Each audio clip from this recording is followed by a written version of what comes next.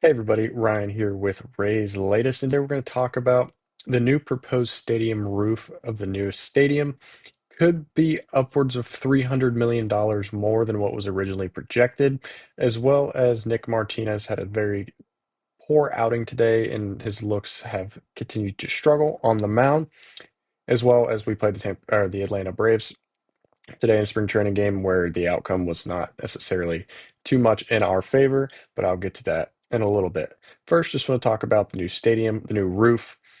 Preliminary reports, they kind of came out and said that it's significantly heavier, more complex, and more costly. It found that the proposed roof material is susceptible to being damaged by storm debris, but that report may already be outdated. Correspondence to that, they differ from what the firms that gave scans said in January. So they warned that their analysis may be inapplicable and it would have to be updated for an additional fee. They did come back and say that this additional fee was in January was $49,000 to kind of do an assessment of the proposed stadium and things like that. And 4 days after that report was issued, two of the senior vice presidents said that several foundational roof design parameters had to have been changed that from what they were initially told back in January. He said, "We want to note that receiving materially different design information at this stage creates inefficiencies and limits the eh, applicability of the completed analysis." And he said, "Has an accurate roof design and cost evaluation aligned with the current design direction, could do another revised analysis for another additional fee." Go figure. Says that the county is not inclined to take these development risks and jeopardize its AAA credit rating or pay for items that do not provide public benefit. Says it also requires 63 temporary towers ranging from 435 to 245 feet in height, which would materially increase cost, risk, and schedule duration. And some other things is we believe the savings of this alternative could be in the range of 60 million under the stated budget, though the stated budget is not specified. It says the project was, I think, 20% baked, explaining there were significant changes in engineering design concepts. And then Clendenin says the Rays are responsible for the overages, so of course they're going to do what they need to do to be able to get this thing as close to budget as they can, because every dollar they spend is coming out of their pocket, not the taxpayers. Says in the final hours of negotiating, he says, "I believe based on the data that I've been privileged to see, everything is looking like it's pointed in the right direction. Thinks it's a deal that we can reach. But of course, until the last document slides across my desk and I see the last I dotted and the last crossed, I can't say 100%."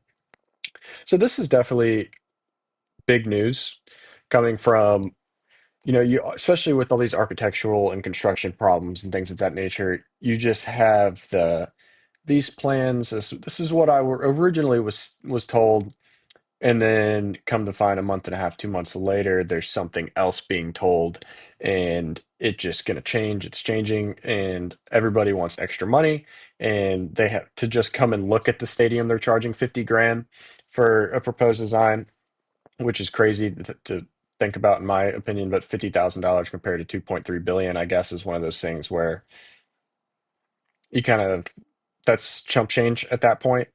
So it is interesting to kind of see how they go about this and with these new revised plans and the new relook and things like that, how it'll go. But I do think the extra $300 million for the new roof to just keep it from being able to be damaged by the storm debris, like they said it could, because obviously you saw with the Trop, we were without a home stadium and playing in a minor league park for an entire season. So things like that is where I feel like I'm more willing to spend a little bit more money. Obviously, it's not my money, but just from a fan perspective and kind of just from a Rays person perspective, having the best possible stadium built without any repercussions after the fact is worth the extra money. So we'll definitely kind of see how they keep going with that.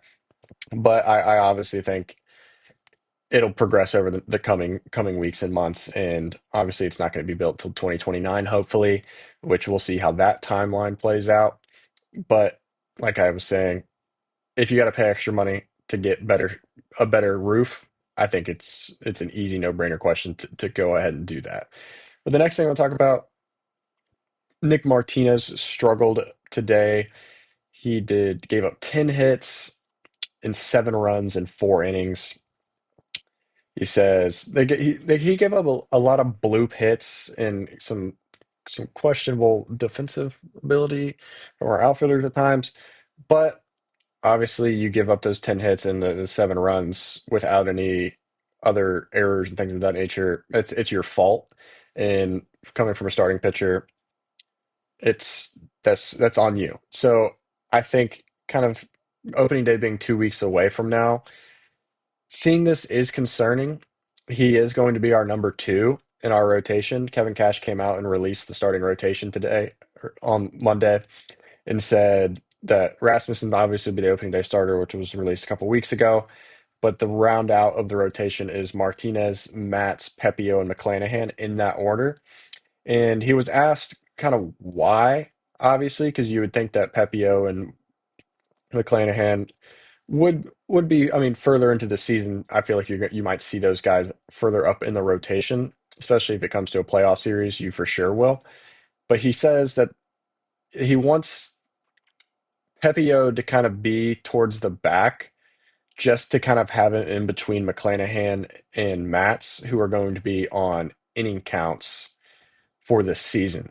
And he's kind of that workhorse guy that's just going to get you more innings and get you more pitches. So I think seeing that and kind of giving your bullpen a break between those 2 days is smart, obviously. So we'll kind of see how that plays out. But I do like the reasoning behind that, and it makes complete sense of why he is doing that because you don't want to have McClanahan and Matt's going back to back, and they only go 4 innings, and then your pen's got to throw 10 innings over 2 days. It's taxing.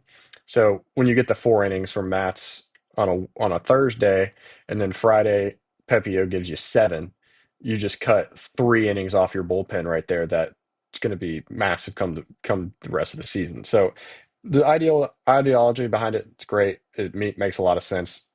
So we'll kind of see how that plays out and kind of see how Matz and McClanahan progress through those inning counts as the year goes on. But back to Martinez, he says a lot of balls in play, some unfortunate soft contact that fell, and then also some hard contact that fell. One of those days where I was ahead in the count and made some good pitches, and they were able to stay on them, and times where I fell behind and had to fight my way back, and they made some hard contact. So obviously he's a professional. He's gonna take accountability for how he performs.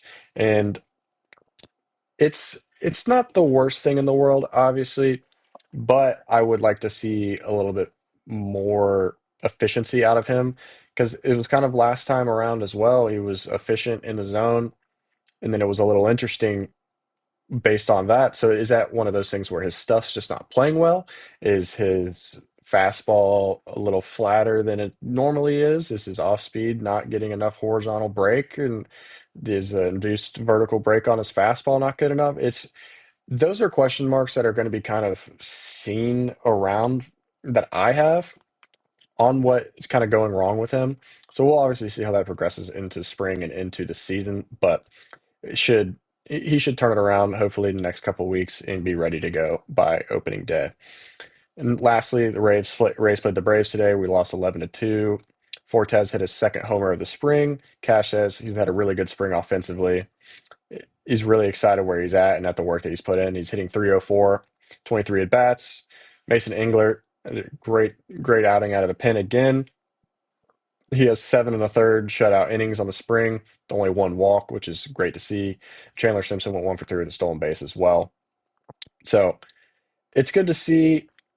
Junior Caminero was there as well today, and kind of showing up and watching the game after they had lost on Sunday. So that's good to kind of have him back around the clubhouse and see if he gets any action in the next couple of days in some spring games. But you guys let me know what you guys think about the new roof and kind of any question marks you have with that, as well as your thoughts on Nick Martinez and kind of how this new rotation is kind of coming full into form as we head into the opening day.